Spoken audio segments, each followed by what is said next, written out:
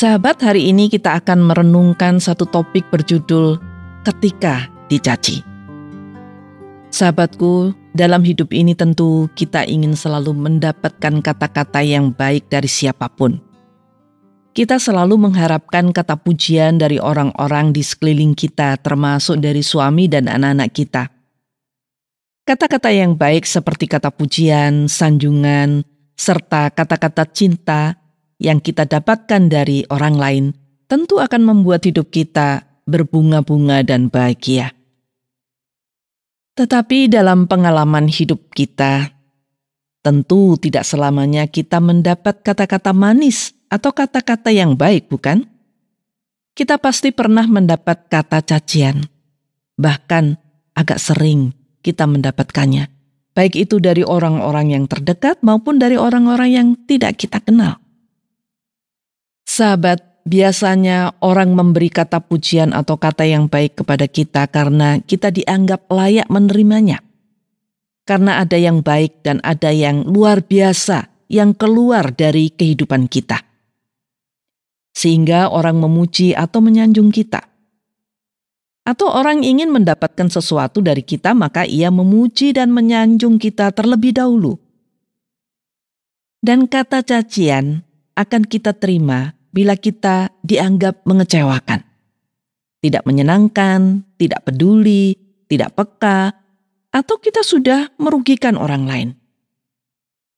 Jarang orang mencaci maki kita karena kita dianggap baik. Jadi cacian akan kita terima bila orang lain tidak puas dengan kita dan kita dianggap telah menyakiti orang lain.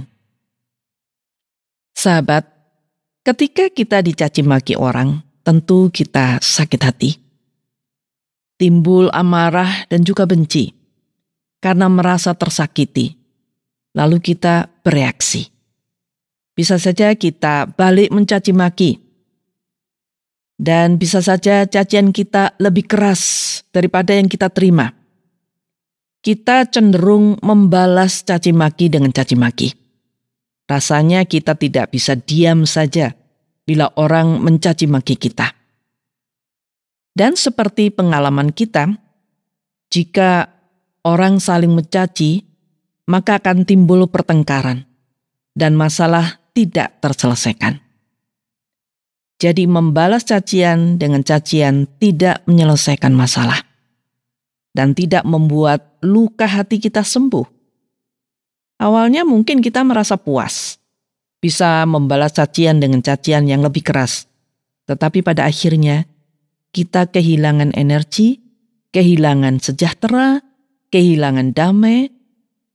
Yang ada dalam hati kita hanyalah dendam. Lalu bagaimana? Apakah sebenarnya yang harus kita lakukan bila kita dicaci maki orang lain?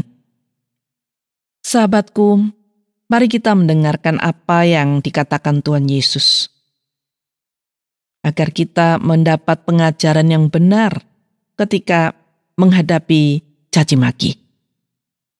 Tuhan Yesus mengatakan, "Tetapi kepada kamu yang mendengarkan aku berkata, kasihilah musuhmu, berbuatlah baik kepada orang yang membenci kamu, mintalah berkat bagi orang yang mengutuk kamu, berdoalah bagi orang yang mencaci kamu." Lukas 6 ayat 27 dan 28. Inilah ajaran Tuhan Yesus Kristus. Kita tidak perlu membalas caci maki dengan caci maki, tetapi kita harus mendoakan orang yang mencaci kita. Mungkin kita sudah mendengar ajaran ini, tetapi belum pernah kita mempraktekkannya dalam hidup kita. Kita merasa sulit melakukannya, sehingga kita mengabaikan saja perintah itu. Tetapi Tuhan Yesus menghendaki kita melakukannya. Karena mendoakan orang yang mencaci kita akan menghindarkan kita dari pertengkaran. Mendoakan orang yang mencaci kita akan memampukan kita untuk mengampuni. Dan kita terhindar dari kebencian dan permusuhan. Mendoakan orang yang mencaci kita akan membawa damai sejahtera, ketenangan, dan kemenangan. Sahabatku, Mari kita praktekkan apa yang dikatakan Yesus kepada kita hari ini. Mari kita mulai mencoba mendoakan semua orang yang pernah mencaci maki kita. Mari kita mulai untuk tidak membalas cacian dengan cacian. Tetapi mari kita tanggapi cacian dengan diam, tenang, dan berdoa bagi orang yang mencaci kita. Bila sulit memulai, mintalah Tuhan menolong Anda untuk mampu merespon cacian dengan doa. Tuhan Yesus ingin kita menjauh dari caci maki dan kebencian. Tuhan Yesus ingin kita mengampuni orang yang mencaci kita. Dan Tuhan Yesus ingin hidup kita tenang dan damai, sehingga hidup kita bisa membawa damai bagi orang lain. Bila Anda gagal mencoba mendoakan orang yang mencaci Anda, cobalah terus sampai Anda berhasil dan mendapatkan kemenangan. Perhatikan hidup Anda setelah Anda mengikuti perintah Tuhan Yesus, yaitu mendoakan orang yang mencaci Anda. Baiklah sahabat, saya yakin Anda akan mendapat ketenangan dan damai sejahtera bila Anda mendoakan orang yang mencaci Anda.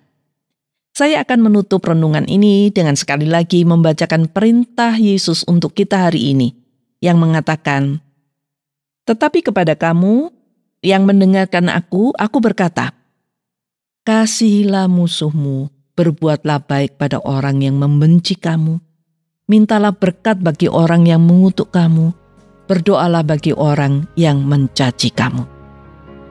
Tuhan akan selalu menolong dan memberkati Anda. Amin.